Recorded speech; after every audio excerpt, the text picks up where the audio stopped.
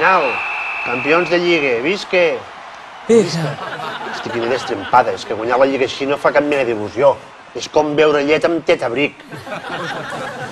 Perdona, pero no entendí el símil. Home, que la llet s'ha de beure després de munyir la vaca amb les teves pròpies mans.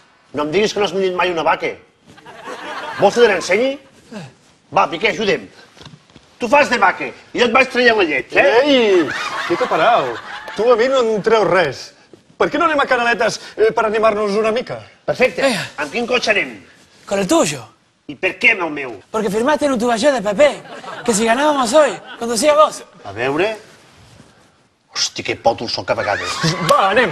Mentre baixem, jo us posaré una mica de musiqueta per posar-vos a to. No podés. No podés poner música, boludo.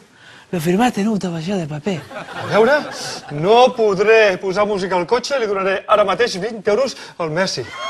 Ahuecando. Gracias. Venga, vamos, que tengo un CD nuevo de tango que... És el Guardiola. Deu trucar per felicitar-nos. Sí, digueu, míster. Sí. No. Ah, ens felicita, sí. I què diu? Diu que és moment per deixar-nos emportar per l'eufòria.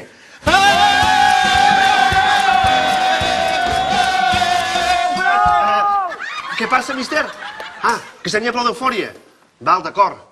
Què farem ara? Pues anirem a Canaletes a fer una volteta. Sí, tranquil, a les 12 estarem a casa. Val.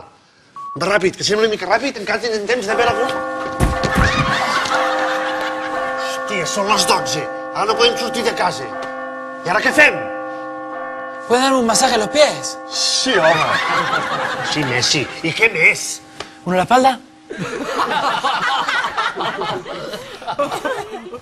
Dale, hombre. Que estoy un poco tenso pensando en Roma.